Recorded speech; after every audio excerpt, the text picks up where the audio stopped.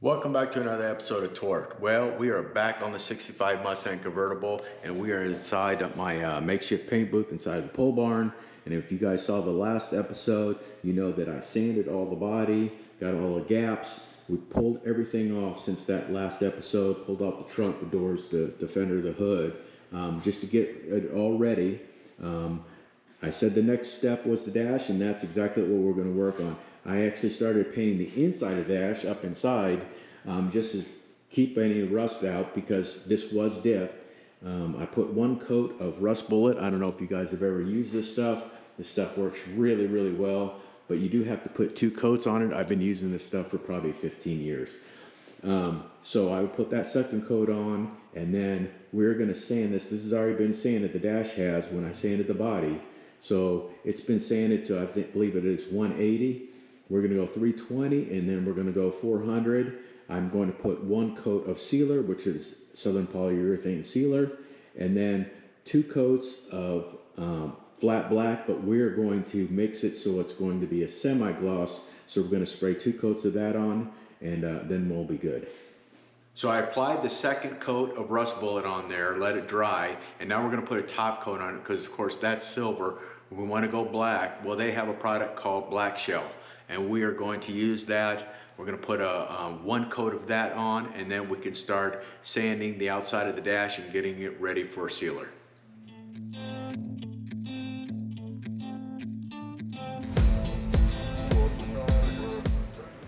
So we got that top coat of Blackshell on there now underneath the dash. So normally I would go in there and start sanding the dash and get ready, get it into 400. But I wanted to try and get this ready first, which is our sealer. But you start off as the epoxy. So this is SPI, their epoxy primer. That's in gray. I'm trying to use a contrasting color. It's already black, the dash is. So I'm going to use something that I'll see go to gray, and then I'll spray it black. You use 1-to-1 epoxy primer and the activator. I've already done that, so 3 ounces of epoxy primer, 3 ounces of activator. Now this needs to induce, it needs to sit here for at least 30-45 minutes before you spray it. But before we spray it, we're going to make it into a sealer. So we're going to add reducer. We're going to add 3 ounces of reducer. That's going to thin it out. We'll put 1 coat only, 1 wet coat on it. We'll let it sit for 2 hours, and then we'll be able to spray our flat black, which we're going to make actually into a semi-gloss. So let's go ahead and get back into the booth. Let's go ahead and start sanding that dash, and then get it taped off the spray. So the top part of the dash, this is all going to be covered up with the dash pad, so it doesn't have to look great, but we'll make it look pretty decent. So we have to really concentrate and make sure this all looks really good when we're done sanding. Built to thrive, yeah. I think that we've all had enough. Keeps you up at night, yeah. Make all the demons quiet. So you're not going to be able to get in everywhere with just sandpaper. It just won't bend enough. So go get yourself some maroon Scotch-Brite. This stuff works really well. You're going over it at another time, which is just going to help with adhesion. This is about 320 grit. They say 320 to 400, and you'll be able to get in everywhere with it.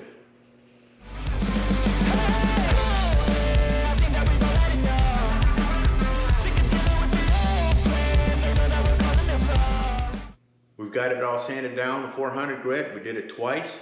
Hopefully we got every spot. It looks like it's all dull and ready to go. So I'm going to crack my front door, the barn, and then I'm going to open up the fans, turn them on. We're going to blow this area out, try and get all the dust out, and then we're going to get this all in plastic.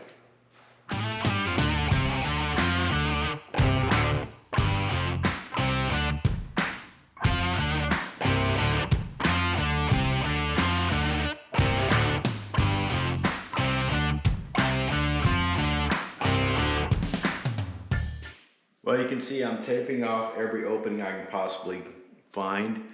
I would put plastic on everything, but the reason being, as soon as you think you've got all the dust out, you're going to spray and you're going to hit one spot that you missed, and then all of a sudden it's going to ruin your day. So tape off as much as you can, just as a precaution.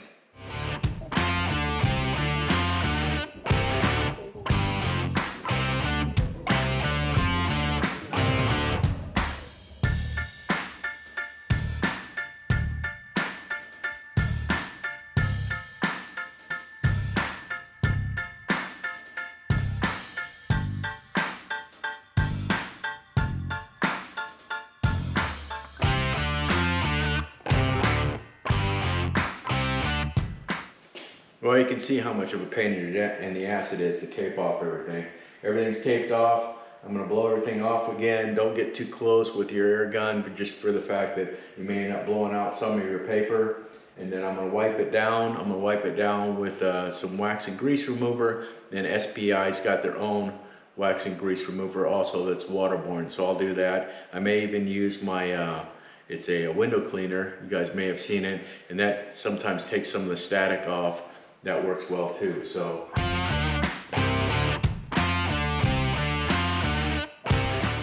Well, you guys can see after the first go around how dirty that is. So I'll wipe the other side and then I'll come back and wipe this again. I want to try and get that cloth to where I'm not picking up anything.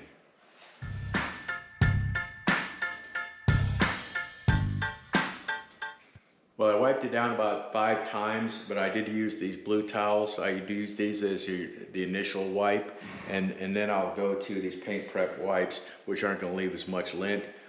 So I'll wipe this down a couple more times. Hopefully we're not picking up as much, and then we'll get ready for the window cleaner.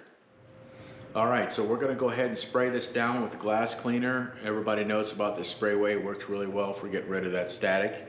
Once we wipe this down, I'll let it sit for a good half an hour, make sure everything's dissipated, and then we'll get the sealer on.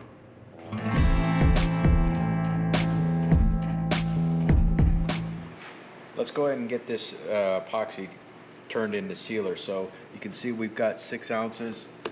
I've got some urethane slow reducer from SPI. This is, you always want to use slow.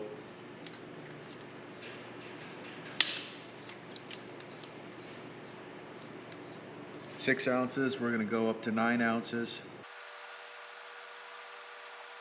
And we've got about 8.5. That's going to be close enough. You don't have to go 50%. We're going to stir this up, and this stuff will be ready to spray.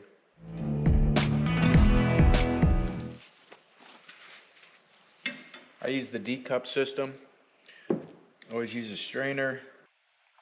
I've got a 9 ounce cup there, so it should be good enough. And we put another strainer up on top. Put our lid on. Put our cap on. And I'm using a Pro Light S gun, like a touch-up gun. I think it'd be a little bit easier doing the dash. And there we go. We are ready to go. All right, I'll get on my paint suit and let's spray this sealer on. Well, I almost skipped over one of the vital steps, and that's of course tacking off everything. So let's tack it off and then we'll spray.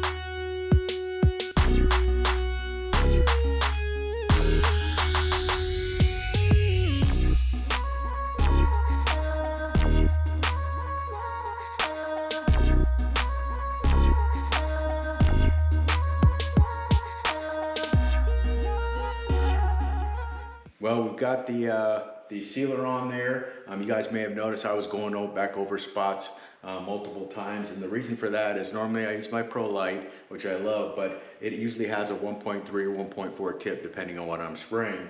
This is a Pro Light S, which is a touch-up gun, and it only has a 0.6 tip. I'd like to have a 0.8. I may even buy a 1, but that 0.6 works really good for spraying it really light, and then I can keep on going over to get how heavy I want it.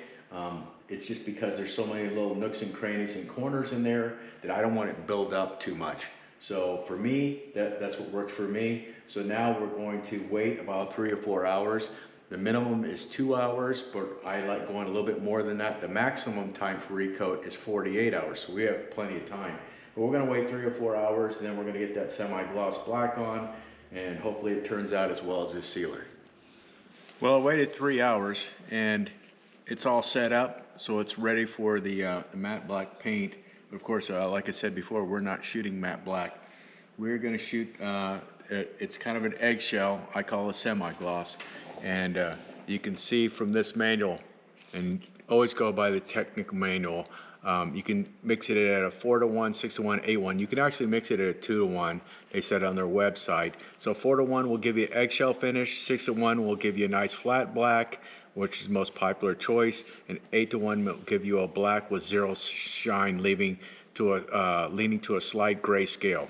I always go with the eggshell. It always comes out pretty good. I've done that so far a couple of times. Even did it in the bed of my El Camino, and it still looks good to this day. So we're going to go ahead and mix this to a 4-to-1. For those of you that haven't used the paint mixing cups, you got to get some of these things. These things work so well. So we're going to mix it at 4-to-1. I need about 8 to 10 ounces because that's how much my D cups will actually hold.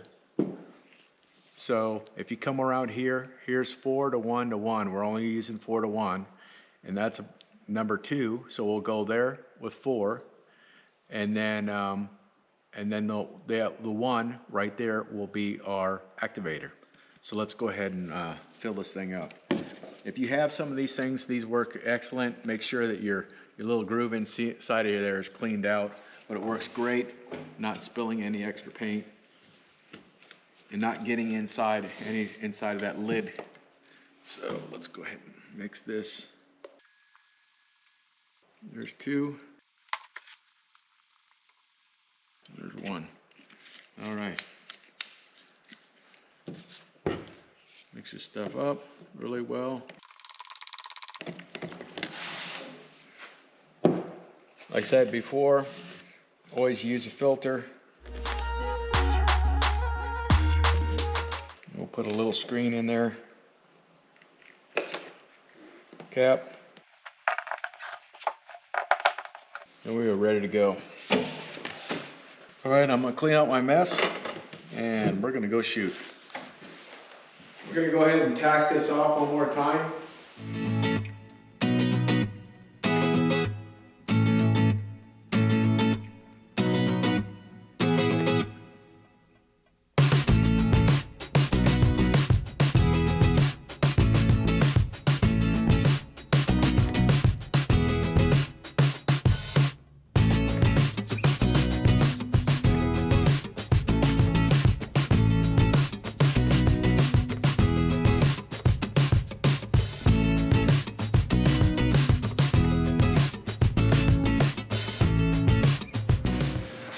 So now we're going to put on a second coat in about 30 minutes. It should look good when we get done. For the second coat, we're going to go ahead and use my full-size Pro Light with the 1.3 tip. That Pro Light S, the touch-up gun, it worked really good for the sealer, and it worked really good for this first coat to just try and get everything into the little corners. It worked really well for that. The texture is just a little bit rougher than I'd like. So we're going to go with the full size. We're going to put it on a little bit heavier. You're going to see me moving a lot faster. We're going to try and put on a nice even coat, hopefully with no runs.